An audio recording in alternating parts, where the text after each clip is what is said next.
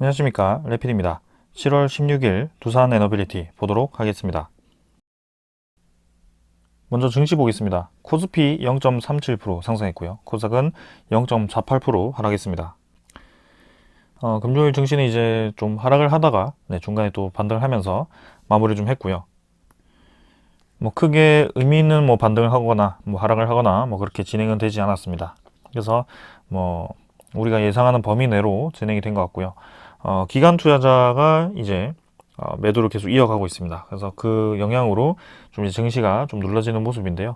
외국인 투자자는 최근에 다시 한번 좀 매수를 들어오는 모습이고요. 그래서 코스피 지수 같은 경우는 조금씩 이제 바닥 라인을 잡아가는 느낌입니다. 그래서 2300선을 끝내 이제 지키면서 계속 그 추세를 이어가는 모습이고요. 아직까지도 이제 고점이 좀 낮아지는 추세가 있긴 하지만 여기서 이제 코스피가 좀 치고 나가는 그런 그림도 충분히 나올 수 있을 것 같습니다. 기술적으로 보았을 때도 이 저점이 점점 내려가는 그 추세, 고점이 점점 낮아지는 추세를 그었을 때, 여기서 이제 하단 라인에 위치를 하기 때문에, 그죠? 이 하단 라인을 다시 반등을 시키고, 올라가기 위해서는 최소한 이제 2400선 이상은 좀 치고 나갈 가능성이 크다라고 좀 말씀을 드렸고요. 지금도 이제 바닥 라인을 꾸준히 지키면서 좀 횡보를 하는 그림이기 때문에, 이전에 위쪽에 이 계단식 하락 전에 나왔던 그 횡보 구간처럼 또 한 번의 반등이 충분히 나올 수 있습니다. 그래서 그 정도 예상을 한번 해볼 수 있을 것 같고요.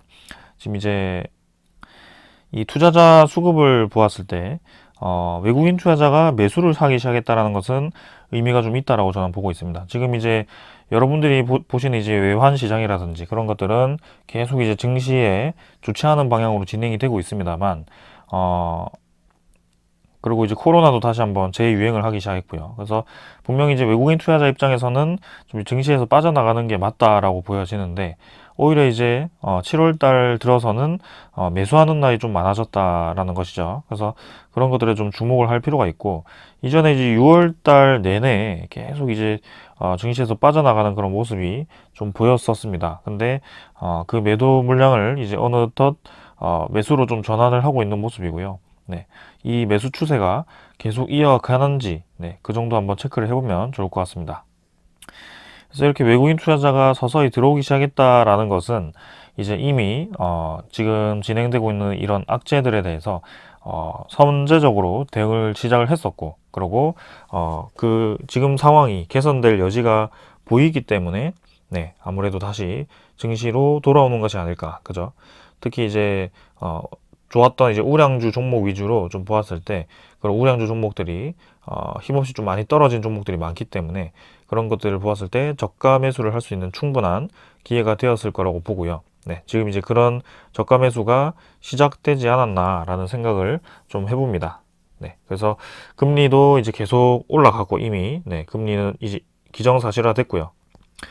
금리가 올라가는 것이 지금은 중요하다라기보다는 금리를 올림으로써 올 수 있는 그 효과에 대해서 아직까지 의문이었었죠. 근데 이제 지금 이제 금리가 올라감으로써 이제 그런 인플레이션 지수가 아직까지는 의미 있게 떨어지진 않지만 그죠? 기대 인플레이션 지수가 실제로 이제 미국 쪽에서 떨어지기 시작했다고 합니다. 그래서 지금 뭐 소비자 물가는 9% 이상 올라가면서 저번 달에 좀 굉장히 크게 올라갔었지만 실제로 이제 앞으로 다가올 수 있는 이 시장에서는 서서히 떨어질 것이다라는 전망이 나왔습니다. 그래서 지금 피크점을 찍었을 가능성이 크다라고 판단을 하고 이런 식으로 이제 시장으로 다시 투자자들이 돌아오는 그런 움직임일 가능성이 크고요. 그리고 이제 뭐 코로나에 대한 재유행이 분명히 있습니다만 그런 코로나에 대한 이 대응책도 이미 다 준비가 되어 있습니다. 우리가 이제 여러 가지 뭐 방역 정책, 그 다음에 거리두기, 뭐 그런 것들을 세분화해서 나누면서 계속 이제 한 2년 동안 그것들을 적용을 해왔단 말이죠. 근데 어떤 것들이 효율적이고 그리고 어떤 것들이 효과가 없었는지를 이미 다 알고 있습니다. 그래서 거기에 맞게 지금 다시 대응을 할 수 있기 때문에 그리고 이미 이제 백신 접종한 분들이 상당히 이제 많이 있기 때문에 백신을 하나도 맞지 않은 사람들과는 또 다르다라는 말이죠. 그래서 백신도 많이 보급화되어 있고 치료제도 이미 꽤 나와 있는 상태이기 때문에 코로나가 이전처럼 우리 이 사회를 패닉 상태로 넣기는 쉽지는 않을 것이다. 라는 평가가 아마 있을 겁니다. 그래서 거기에 대해서 지금 이제 증시는 확실히 이제 좀 저점을 잡아가는 것 같다라는 생각이고요. 네. 그다음에 러시아 우크라이나 사태도 일부분 이제 지속이 되어가지고 거기에 대한 신규 악재는 아직까지는 보이진 않고 있습니다. 그래서 이제는 네, 증시가 좀 반등을 할 지점이 되었다라고 판단을 좀 하고 있고요. 네, 여기서 어떤 식으로 이 박스권을 만들어가는지, 횡보장을 만들어가는지 한번 지켜보도록 하겠습니다. 그래서 월봉도 상당히 이제 많이 떨어져가지고 한 1000포인트 이상 떨어졌는데 이제 반등을 어디까지 할 수 있는지 네, 그런 것들 주시를 해서 보면 좋을 것 같습니다. 코스닥 시장도 마찬가지입니다. 코스닥 시장은 오히려 월봉이 이미 이번 달 양봉이 지금 만들어졌고요. 일봉으로 보았을 때도 서서히 지금 밀어 올리고 있습니다. 네, 그래서 코스피보다 지금 코스닥이 좀 더 강하게 진행이 되고 있고 오히려 21선을 뚫으면서 진행이 되었고요. 최근에 코로나에 대한 재유행으로 진단키트, 바이오 종목들이 좀 많이 관심을 받고 있는데요. 사실 이 진단키트 바이오 종목이 지금 이제 그런 코로나에 대한 확산세에 대한 기대감으로 기대감이라고 하니까 좀 그런데요. 아무튼 환자가 이제 많아질 것이다라는 그런 예상으로 인해서 매출이 증가할 것이다. 네, 그런 것들 때문에 이 투자자들이 잠깐 들어오긴 하지만 사실상 여러분들 이런 종목들 좀 살펴보면은 외국인 투자자라든지 기관 투자자가 꾸준히 매수를 이어가고 있지는 않습니다. 네. 주가를 올리면서 들어갔다가 빠지면서 계속 보유율 자체는 네, 크게 늘리지 않을 거고요. 실제로 아까 말씀드린 것처럼 이 코로나라는 이 질병이 점점 이제 우리 사회가 대응력이 그죠 내성이 생김으로써 이전과 같은 그런 패닉장이 오지는 않을 것이다. 그리고 지금은 그 이전에 유동성 장세로 인해서 들어갔던 그런 자금들이 바이오 진단키트로 막 집중화되면서 10배씩 막 뻥튀기 되었던 그런 상황과는 좀 많이 달라졌다라는 것이고요. 지금 뭐 저점 대비해서 한 50%에서 100%까지 좀 올라간 종목들도 단기간에 올라간 종목들도 있는데 지금은 섣불리 접근을 해서는 안 됩니다. 네, 그래서 분명히 이제 뭐 늘어나고 좀 코로나에 대해서 이제 초기에 이렇게 또 늘어나기 시작하는 상황이 왔지만 네, 그런 것들이 또 금방 사그라들 가능성이 크거든요.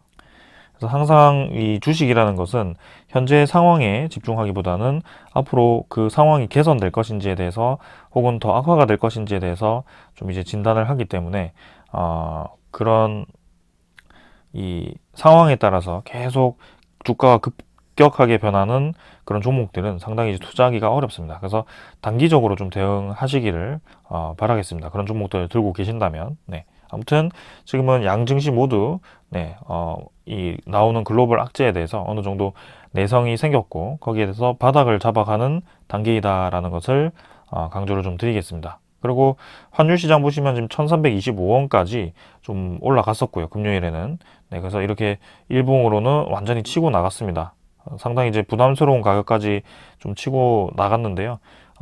이 환율이 이렇게 치고 나가는데도 우리나라 증시는 생각보다는 좀 방어를 잘 했다라고 평가가 되고 일단 이 1300원이라는 라인이 사실은 지켜주는 것이 좋거든요. 이전에는 그 고환율 자체가 이 시장 자체가 지금 내성이 없기 때문에 고환율에 대한 그 경험이 없기 때문에 좀 찝찝한 부분이 있기 때문에 아무래도 시장 차원에서도 좀 대응차 빅스텝 금리 인상도 우리나라에서 진행을 좀 했었는데요. 시장 예상이 지금 이제 미국 시장에서 0.75%나 1%까지 또 금리 인상을 진행할 수 있다라는 평가가 나오면서 또 이렇게 환율이 좀 올라갔던 것 같습니다. 근데 다시 한번 그 이후에 나왔던 소식에 의하면 기대 인플레이션 지수가 좀 떨어졌기 때문에 생각보다는 그렇게 강하게 금리 인상을 할 필요는 없다라는 또 평가가 나왔고요. 실제로 이제 지금 진행된 거 보시면 1319원으로 마무리를 좀 했습니다. 그래서 조금 더 떨어져서 마무리했기 때문에 일단 다음 주 그 환율 시장 한번 지켜보면 좋을 것 같습니다. 채권 시장은 이제 10년물 국채금리 2.9%대 뭐 계속 유지하고 있기 때문에 네, 크게 볼 거 없이 넘어가도록 하고요. 지수 선물 같은 경우는 네, 미국 증시, 유럽 증시 모두 2%대로 상승을 해서 마무리했습니다. 특히 이제 미국 증시는 네, 반등을 좀 강하게 했고요. 2%대로. 그래서 우리나라 증시도 다음 주에 좀 시작을 좋게 진행했으면 하는 바람입니다. 그래서 오늘 이 정도로 네, 증시 설명 드렸고요. 네, 종목으로 넘어가도록 하겠습니다. 두산 에너빌리티 보겠습니다. 350원 하락해서 1.97% 하락했고요. 17,450원으로 마무리를 했습니다. 자, 뭐 증시는 조금 반등을 했지만 두산 에너빌리티는 좀 눌러지면서 하락을 좀 했고요. 시간의 가격은 17,400원으로 50원 정도 추가적으로 좀 하락을 했고, 거래량 자체는 뭐 크게 의미가 없었습니다. 일별 거래량도 270만 주 정도로 감소를 해서 진행이 되었고요. 지금 계속해서 거래량이 없는 채로 진행이 되고 있습니다. 그래서 어떻게 보면 이제 열심히 끌어올렸던 것을 또 이제 힘없이 또 거래량을 죽이면서 쭉쭉 떨어뜨리는 모습이 나오고 있고요. 개인적으로 이제 굉장히 지루한 그런 시장이 될 수도 있습니다. 근데 그때마다 이제 제가 소식을 가져다 드리면서 좀 이제 기다려야 된다라는 말씀을 계속 드리고 있고, 거기에 대해서 잘 실천을 하고 있을 거라고 저는 보고 있습니다. 자, 일봉으로 본다면 아슬아슬하게 계속 바닥 라인은 지켜줍니다. 그래서 한번 급등을 시킨 이후에 뭐 힘없이 고점 낮아지는 이 추세 뚫지 못하고 계속 떨어지는 모습이고요. 그래도 지켜줄 자리 17,400원 정도는 또 아래 꼬리 달아주면서 받쳐주었습니다. 여기서 뭐 추가적으로 내려간다라고 하더라도 이전 그 다음 레벨이 있기 때문에 뭐 괜찮다라고 저는 말씀드리고 싶고, 제후의 라인은 이제 16,000원 정도가 되겠죠. 근데 웬만하면 이제 요쯤에서 좀 반등을 시키면서 올라가 주는 게 좋을 것 같고요. 21선이 이제 위로 들기 시작했습니다. 그래서 이 추세 자체는 확실히 위로 조금 들었다. 그래서 우리가 그리고 있는 그 추세 라인들이 좀 형성이 되기 시작했고, 다음 주에 반등을 좀 시작을 하면서 반등에 성공을 한다면 그 다음 주에 이제 이 음운 구름을 돌파할 수 있는 그런 기술적인 분석이 가능하겠다라고 좀 말씀을 드리겠습니다. 그래서 다음에 이제 올라갈 때는 저번에도 말씀드렸지만 19,400원 정도, 요 정도를 좀 넘어주면서 음운 구름을 돌파했을 때, 그 다음 이제 요런 거래량이 많이 필요한 구간에서는 거래량을 좀 터뜨려 주면서 좀 진행하는 것이 좋겠다라고 말씀을 드렸고, 그때는 한 1,500만 주 이상은 좀 터져줘야 된다라고 말씀을 드렸습니다. 그래서 지금도 이 박스권 내에서 큰 움직임 없이 진행이 되었고, 우리가 원하는 그림이 나올 때까지 지금 좀 기다리고 있는 상황입니다. 월봉도 뭐 마찬가지로 이렇게 좀 떨어지긴 했지만 결국에는 다시 한번 반등을 시켜준다면 크게 문제없는 형태이기 때문에 넘어가도록 하겠습니다. 오늘 빠르게 이제 수급으로 바로 넘어가겠습니다. 기관 투자자가 22만 주 매도를 했고요. 외국인 투자자 8만 2천 주 매도를 했습니다. 그래서 양매도가 좀 나왔고, 최근에 이제 기관 투자자 매도가 또 나오면서 이렇게 증시가 종목이 좀 하락을 하고 있는 상황이고요. 금융 투자 위주로 또 이제 매도 물량이 좀 나오긴 했습니다. 투신, 보험도 계속 이제 투신 쪽에서 매도를 이어가고 있는 모습이고, 연기금 투자자는 이틀 만에 다시 매수를 했습니다. 그래서 이 이틀은 이제 옵션 만기일에 의한 그런 일정 부분 비중 조절을 하거나 뭐 만기 물량을 좀 소화를 했다라고 보시면 될 것 같고, 이렇게 옵션 만기 다음부터 다시 매수를 한다라는 것은 매수를 계속 이어갈 가능성이 크다, 기존대로. 그래서 그런 것들을 좀 지켜보겠습니다. 계속해서 기관 투자자는 뭐 금융 투자 뭐 계속 매도를 이어가고 있고요. 지금 이제 공시가 하나 떴었는데 바로 공시부터 좀 보고 가겠습니다.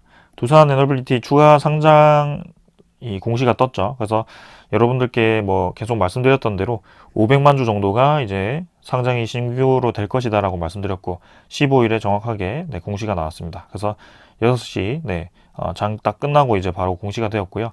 상장일은 예상대로 7월 20일에 진행이 되었습니다. 그래서 이 510만 주가 상장이 되고 나면 이제 추가로 상장을 할 수 있는 물량은 없습니다. 그래서 다시 한번 유상증자를 진행한다라거나 뭐 그런 신주이스콘 부사채를 다시 한번 발행을 한다거나 뭐 그렇게 진행한다면 추가적인 뭐 상장 이벤트가 있겠지만, 앞으로는 이제 이 유상증자를 다시 한번 할 만한 명분은 없고요. 사실상 지금 유상증자를 한 지 얼마 되지 않았기 때문에 불가할 뿐더러 지금 자금적으로는 상당히 이제 재무 개선이 많이 진행이 되었습니다. 그래서 절대적인 단기 차입금으로 본다면 아직까지는 뭐 단기 차입금이 좀 있긴 하지만 전체적인 이제 부채 비율이라든지 퍼센트로 좀 봤을 때, 자본 대비 퍼센트로 보았을 때는 이제 차입금 의존도와 그다음에 부채 비율이 100% 안으로 떨어졌다는 것은 상당히 의미가 있다는 거죠. 그래서 이제 유상증자를 하지 않더라도 네, 충분히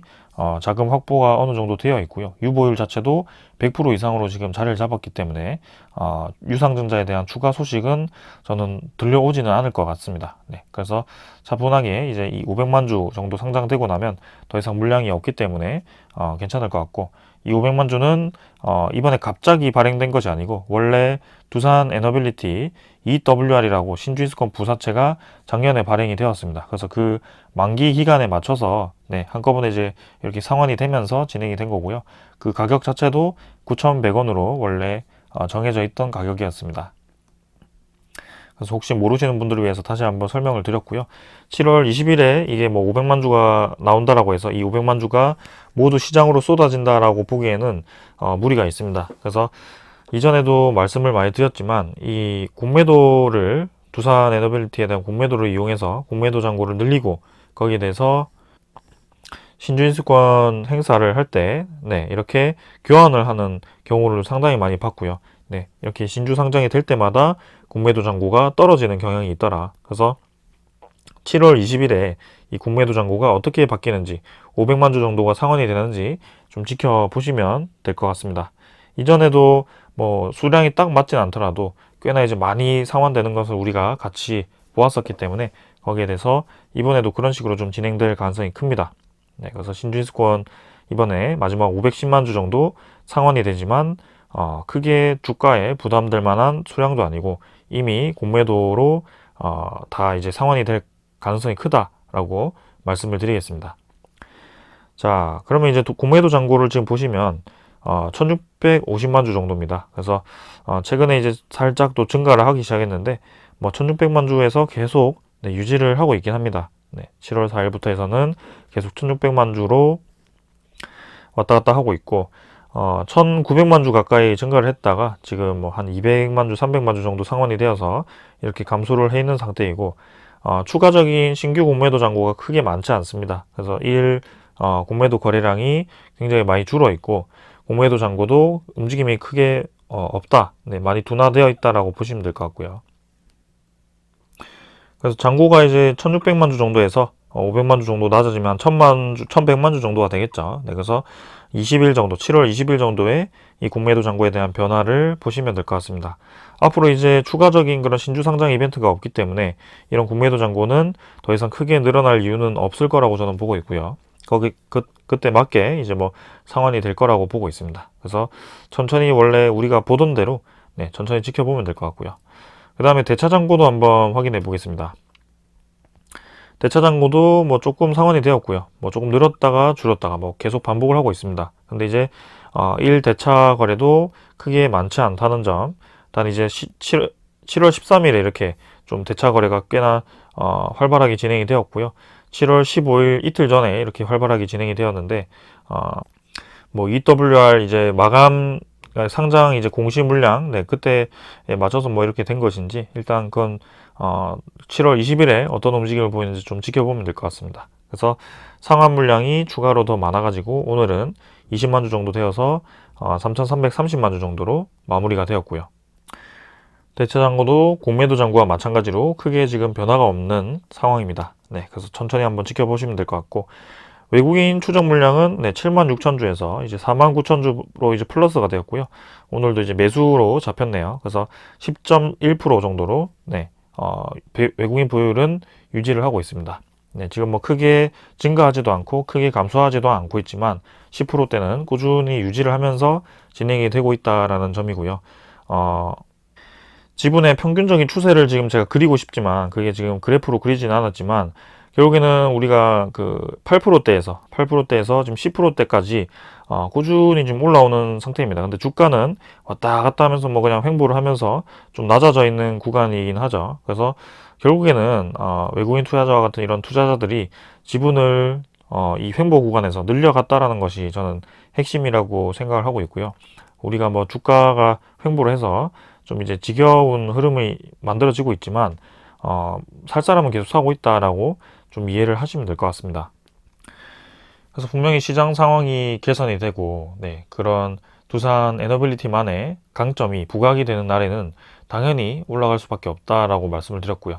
이전 영상에도 말씀드렸듯이 신규 그 원전, 신한울 3, 4, 5기에 들어가는 원자로 예상 가격만 2조 5천억입니다. 그래서 2024년에 착공이기 때문에 그 전에 이제 원자로 제작에 들어가야 되고요. 아마 발주가 이미 이제 매몰 비용 5천억이라고 얘기했을 때 그게 이미 발주가 나갔을 겁니다. 그래서 진행이 아마 되고 있을 거라고 저는 보고 있고요. 거기에 2조 5천억에 플러스로 해서 그런 원자로 이외에 건설 비용 혹은 뭐 다른 기자재라든지 그런 것들을 한다면 3조까지도 넘볼 수 있는 뭐 그런 상황이라고 하고요. 그래서 두산 에너빌리티는 지금 국내 내수 시장, 대형 원전 시장만 보더라도 상당한 매출을, 상당한 수주를 지금 기대를 하고 있는 상황입니다. 그 다음에 원전 이외에 다른 것들이 많기 때문에 우리가 계속 기대를 하고 지켜보고 있는 상황인 거고요. 그래서 뭐 그런 것들은 좀 많이 말씀을 드렸기 때문에 중복으로 말씀드리지 않고 오늘 넘어가도록 하고, 자, 오늘 제가 준비한 소식들이 좀 있습니다. 그래서 먼저 전해드릴 소식은요. 일단 뭐 원전 소식부터 먼저 전해드리겠습니다. 원전은 뭐 특별한 소식은 신규로 없고요.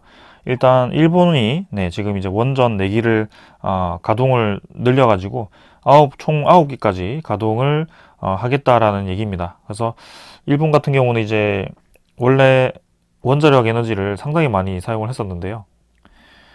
원전을 다 줄이고 지금 이제 거의 제로에 가깝게 사용을 하고 있었습니다. 근데 다시 한번 이제 원전을 돌리기 시작했다라는 것이고요. 그 원전을 제로로 만들었던 것은 후쿠시마, 그때 강진이 발생했을 때, 후쿠시마 원전 사고가 발생했을 때 이렇게 원전을 거의 제로로 가깝게 만들었지만 지금 다시 회귀를 하고 있는 이유는 이 에너지 비중을 보았을 때 2019년을 보았을 때 LNG 화력 발전이 37%를 차지하고 있는데 그중 이제 러시아로부터 수입을 하는 에너지 비중이 상당히 높았던 것 같습니다. 그래서 그 러시아가 이제 서서 이제 일본에도 에너지 제재를 하다 보니까 거기에 대해서 숨통을 트이기 위해서 지금 원자력을 다시 한번 검토를 하고 있다라는 이 모습이고요. 결국엔 비중을 2030년까지 20에서 22%까지 늘리겠다라고 이렇게 보고 있습니다. 재생에너지도 같이 늘리고 있고요. 그래서 일본도 마찬가지로 에너지 믹스 정책을 펼치고 있고 결국에 LNG와 석탄 화력 발전소를 이렇게 줄이겠다라는 것입니다. 친환경 에너지를 늘리되 일단 에너지 안보도 필요하기 때문에 원전 에너지도 같이 가동을 하겠다라는 것이고요. 이미 이제 최대로 이제 54기까지 가동을 했던 일본이기 때문에 지금 정지해 있는 원전을 다시 돌리기 시작하겠다. 그렇게 보시면 될 것 같습니다. 신규 건설이라기보다는요. 그래서 지금 이제 뭐 일본도 이제 이렇게 원전을 다시 가동을 하기 시작했다. 그만큼 에너지에 대한 안보, 그 다음에 에너지에 대한 수급이 상당히 타이트해졌다라고 보시면 될 것 같고요. 그 원전이 없는 국가들도 이제 원전을 새로 검토를 해야 되는 그런 상황까지 왔다라고 말씀을 드리겠습니다.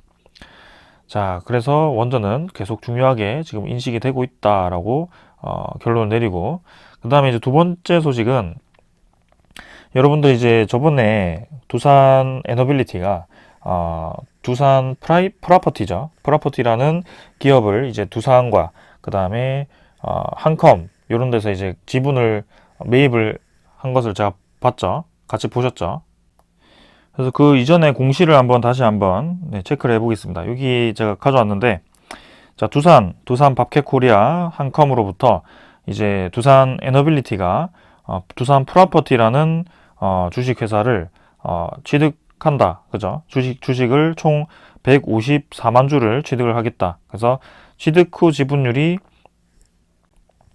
100%가 됩니다. 그래서 100% 이제 이 두산 프라퍼티를 두산 에너빌리티 밑으로 집어넣겠다라는 그런 공시가 나온 것이고요. 그럼 두산 프라퍼티가 뭘 하는 기업인가라고 제가 그때는 이제 추가로 설명을 드리진 않았습니다. 근데 이게 부동산 관련 업을 하고 있는 기업이고요. 뭐 두산의 그런 분당 타워라든지 그런 것들을 건설을 할 때 건설 부지를 살 때 이런 두산 프라퍼티가 제공을 하거나 혹은 또 다른 뭐 인수라든지 기업에 투자를 할 때 또 두산 프로퍼티에 대한 움직임이 있었던 그런 경험이 있습니다. 근데 두산 프로퍼티를 뜬금없이 이제 갑자기 두산 에너빌리티가 지금 지분을 100%까지 지금 늘려가면서 모두 이제 매입을 하였고요. 취득 금액 자체가 1154억인데 일단은 1000억 이상을 지금 투자를 해서 취득을 했다라고 합니다.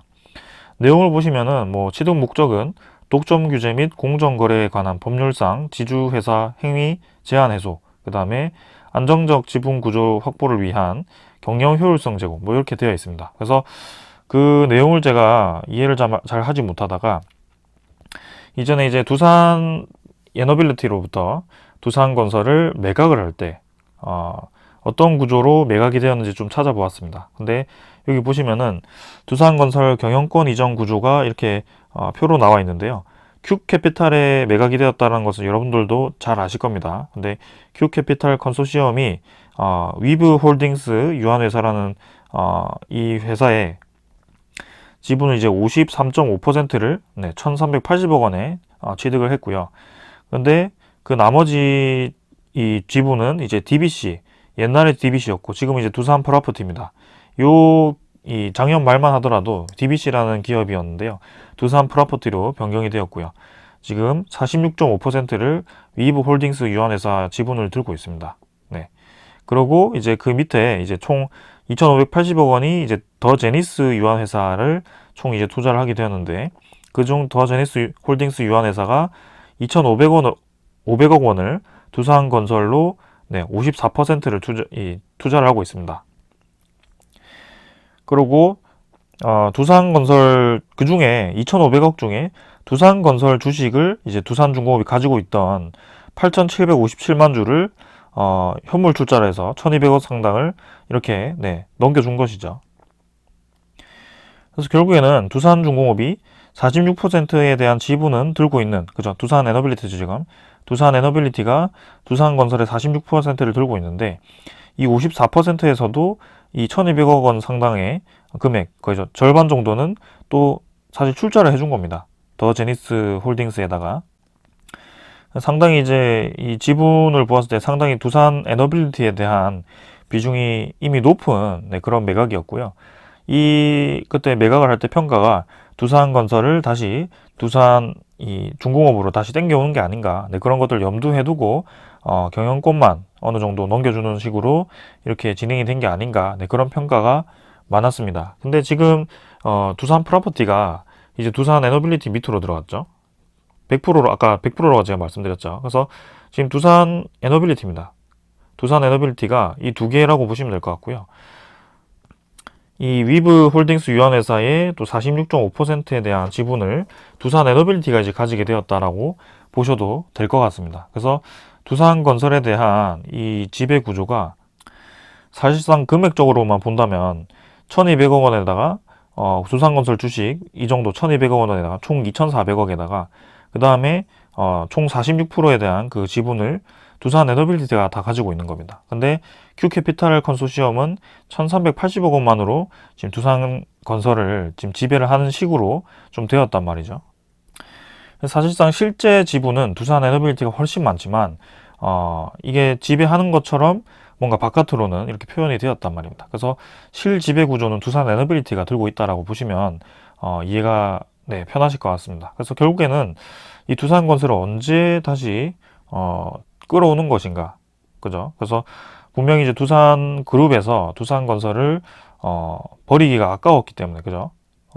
건설에 대한 역량이 뭔가 사업을 함에 있어서 필요했기 때문에 이렇게 계속 가지고 있으려고 한 것이 아닌가. 그래서 이번에 그 뜬금없던 두산 프로퍼티에 대한 내용이 이 두산건설 매각과 관련해서 또 관련이 있었던 게 아닌가, 그런 생각을 좀 해보았습니다. 그래서 일단 지배구조, 그죠? 지배구조를 강화했다는 것이 두산건설에 대한 지배구조가 한층 더 강화가 되었다라고 해석을 해도 무리가 없을 거라고 저는 생각을 합니다. 그래서 추후에 이 관련 내용이 또 나온다면 여러분들께 바로 정리를 해서 좀 알려드리도록 하겠습니다. 자, 그 다음은 이제 저번에 제가 말씀드리려다가 말씀드리지 않았던 소식인데요. 자, 협력사만 4만 곳이다. 근데 공급망을 챙긴다. 이제 ESG를 챙기는 두산 에너빌리티. 그래서 이 내용을 보시면 ESG라는 것은 환경, 사회 지배 구조를 중점적으로 이제 기업들을 평가하는 거죠. 쉽게 말해서 자사에 납품하는 제품을 생산할 때 환경을 고려하는지, 친환경 기술을 보유하고 있는지, 그리고 산업재해 방지 대책이 있는지, 기업의 의사결정 과정은 투명한지 등을 평가를 하고 사전에 리스크를 관리를 하겠다라고 이렇게 얘기를 하면서 총 이제 거래했던 업체가 총 4만여 곳이 넘고 지금 최근에 이제 평가하는 곳은 1차로는 700여 곳이라고 합니다. 그래서 자가 진단을 먼저 하고 그다음에 일반 평가를 하고 실사 평가를 통해서 3단계로 이제 진행을 한다라는 것이고요. 그래서 공급망 체크를 위해서 이렇게 선제적으로 두산 에너빌리티가 ESG를 챙긴다, 그죠? 협력 업체들을 관리를 하겠다라고 얘기를 하였습니다. 근데 갑자기 뜬금없이 ESG를 왜 관리를 할까? 이런 생각이 좀 들죠. 그래서 ESG가 이제 첫 번째가 environment, 환경이기 때문에 친환경적인 그 포인트를 강조를 좀 하고 있습니다. 그래서 여기서 친환경적인 강조를 좀 보시고 이 내용을 한번 보겠습니다. 자, 두산 에너빌리티 홈페이지로 들어왔는데요. 자, 여기 지속 가능 경영에 보시면 환경 경영이 있습니다. 이 환경 경영 개요, 그죠? 한번 보겠습니다. 전략, 비전을 다 넘기고 전략 과제 및 성과를 한번 보시면, 자, 친환경 제품 및 기술 개발에 두 가지가 있습니다. 이 친환경을 제가 보는 이유는 지금 갑자기 ESG를 통해서 지금 자회사들을 관리를 자회사라기보다는 협력업체들을 관리를 한다, 직접 관리를 한다라는 것이고, 그 말은 이 환경에 대한, 친환경에 대한 그 공급망을 상당히 이제 중요하게 본다라는 것이죠. 그걸 보고 이제 보시면 두 가지가 있습니다. 폐배터리 리튬 회술 기술, 그 다음에 대형 풍력 발전기 개발.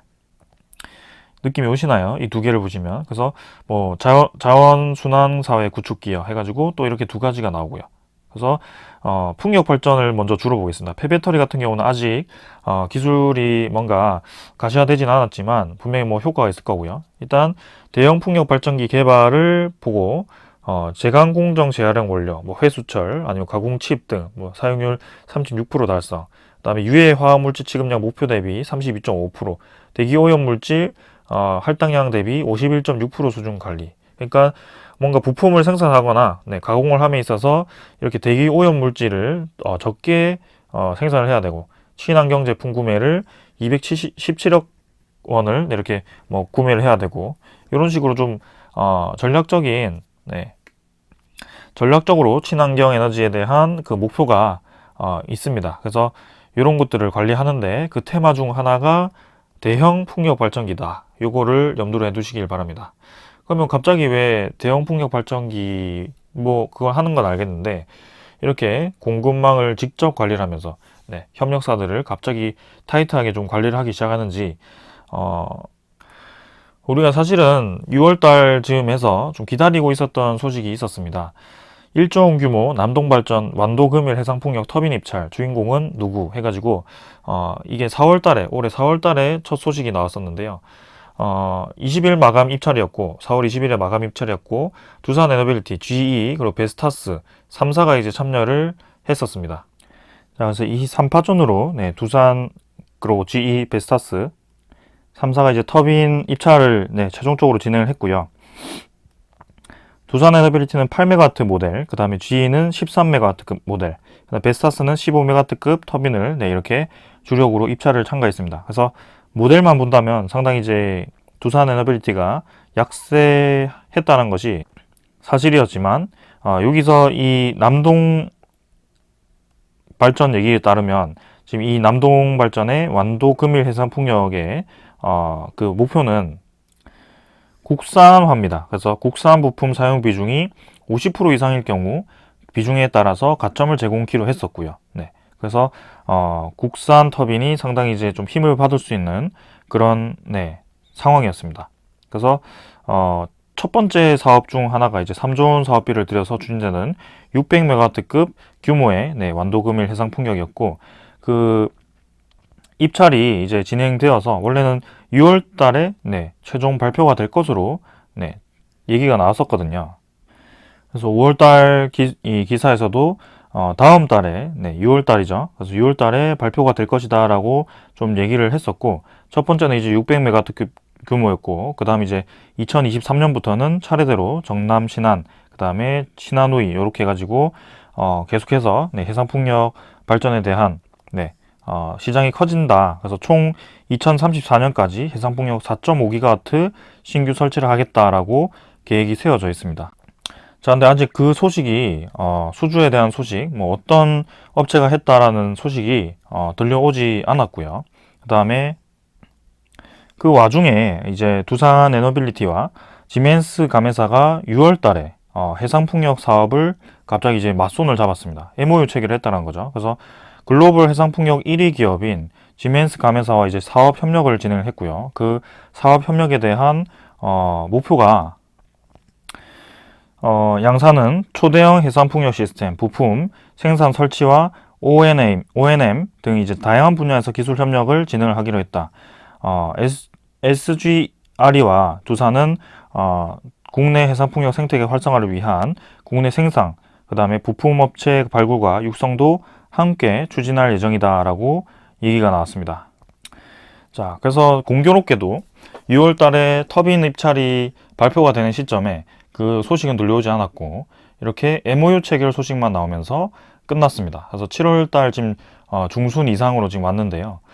자, 갑자기 이제 7월 달 들어서는 협력사 ESG 공급망을 챙기겠다. 네, 그런 얘기를 하죠. 그래서 뭐 앞으로 다가올 수 있는 그런 해상풍력 혹은 뭐 원전, 네, 유럽 진출을 위한 그런 것들을 통합적으로 관리하기 위해서 뭐 이렇게 진행을 했을 수도 있지만 이렇게 어느 정도 짜임새 있게 일들이 좀 진행이 되고 있다라는 느낌을 좀 받았습니다. 그래서 터빈 입찰을 진짜 실제로 했는데 아직 공개가 되지 않은 것일 수도 있을 것 같고요. 분명히 이제 6월 달에 오픈이 된다고 했지만 지금 조용한 것을 봤을 때는 충분히 가능성이 있습니다. 왜냐하면 국산화를 목표로 두고 있기 때문에 두산 에너빌리티에 대한 그런 해상풍력 실증 사업, 8메가와트급을 실증 사업을 진행을 하는 이유도 그걸 설치할 염두를 해두었기 때문일 겁니다. 그래서 1조 전부를 다 수주를 하지 못했더라도 어느 일정 부분은 수주를 했을 거라는 예상이 좀 들고요. 그 다음에 두산 에너빌리티 같은 경우는 그 해상풍력 그 공장을